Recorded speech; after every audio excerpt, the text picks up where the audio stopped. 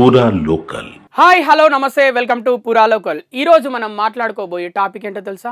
IPL ప్రస్తుతం చివరి దశలో ఉంది. ఇంకా 3 మ్యాచ్లు మాత్రమే మిగిలి ఉన్నాయి. అదేంటి చివరి దశలో 4 మ్యాచ్లు ఉంటాయి కదా, నువ్వేంటి 3 మ్యాచ్లు అనుకుంటున్నారా? నిన్న ఆల్రెడీ ఒక మ్యాచ్ అయిపోయిందండి.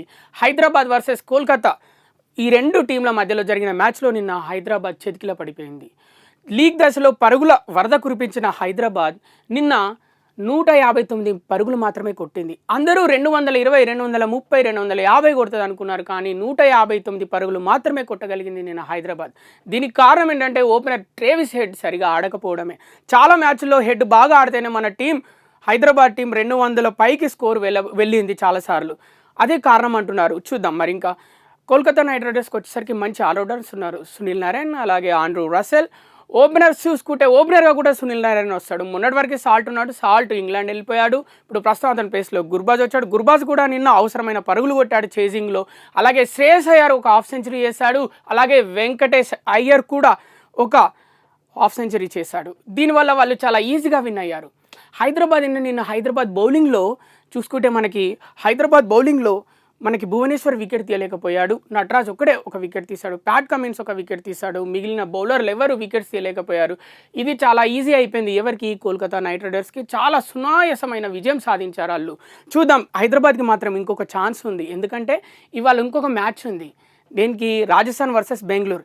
ఈ మ్యాచ్లో ఏది గెలిస్తే వారితో మన హైదరాబాద్ ఎలిమినేటర్ 2లో వారితో ఆడుతుంది. సో ఆ మ్యాచ్లో మనం గెలిస్తే మనం ఫైనల్కి వెళ్ళే అవకాశం ఉంది. ఆల్రెడీ కోల్కతా ఫైనల్లో ఉంది కాబట్టి హైదరాబాద్కి ఇంకొక ఛాన్స్ కూడా ఉంది. చూద్దాం మరి ఇవాల్టి మ్యాచ్లో ఎవరు గెలవబోతున్నారు, రాజస్థానా లేకపోతే బెంగళూరా, ఒకసారి తెలుసుకుందాం.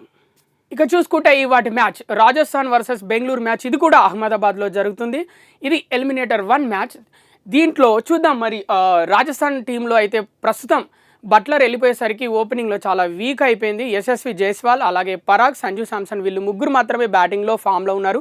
బౌలింగ్ విషయానికి వస్తే మనకి ట్రెంట్ బౌల్ట్ ఉన్నాడు, ఆవేష్ ఖాన్ ఉన్నాడు, అలాగే మనకు యజ్వేంద్ర చాహల్ ఉన్నాడు, అశ్విన్ ఉన్నాడు. మంచి బౌలింగ్ లైనప్ అయితే ఉంది ఆర్సీబీని కట్టడి చేయడానికి. మరి వీరి సైడ్ చూసుకుంటే, బెంగళూరు సైడ్ చూసుకుంటే కోహ్లీ భీకరమైన ఫామ్లో ఉన్నాడు. దాదాపు 700 పరుగులకు పైగా కొట్టాడు. అలాగే మనకు డూప్లెసిస్ ఫామ్లో ఉన్నాడు, అలాగే మనకు పటిదార్ ఫామ్లో ఉన్నాడు, గ్రీన్ కూడా ఫామ్లో ఉన్నాడు, దినేష్ కార్తిక్ కూడా ఫామ్లో ఉన్నాడు. మ్యాక్స్వెల్ చూస్తే మొన్నటి మ్యాచ్లో అలా కొంచెం టచ్ ఇచ్చాడు. చూద్దాం మరి మ్యాక్స్వెల్ ఏ విధంగా ఈరోజు ఉపయోగపడతాడు ఆర్సీబీకి చూద్దాం. ప్రస్తుతం అయితే 2 జట్లు చాలా బలంగా ఉన్నాయి. బట్ 6 మ్యాచ్లు గెలిచి ఆర్సీబీని చూస్తేనే మిగతా టీంలు భయపడేలా ఆర్సీబీ ప్రస్తుతం అయితే ఉంది. ఆర్సీబీకి లక్కీ ఫ్యాక్టర్గా ఎవరంటే లక్ ఫ్యాక్టర్గా మనకి స్వప్నిల్ సింగ్ అయితే ఉన్నాడు. అతను ఆడిన 6 మ్యాచ్లు ఆర్సీబీ విన్ అయింది. చూద్దాం అతని లక్ ఫ్యాక్టర్ ఈరోజు మరి ఆర్సీబీకి ఏ విధంగా హెల్ప్ అవుతుందో. ఇంకొక విషయం ఏంటో తెలుసా? ఈ 2 టీంలలో ఎవరు గెలిస్తే వాళ్ళు మన హైదరాబాద్తో ఎలిమినేటర్ 2 మ్యాచ్లో ఆడతారు. చాలామంది కోరుకునేది ఏంటంటే ఇవాళ ఆర్సీబీనే గెలవాలని. ఆల్మోస్ట్ ఒక 70% పైగా మంది కోరుకుంటున్నారు. చూద్దాం మరి ఆర్సీబీ గెలుస్తుందా, రాజస్థాన్ గెలుస్తా ఇవాటి మ్యాచ్లో. ఇది వాటి టాపిక్. చూస్తూనే ఉండండి పూరా లోకల్.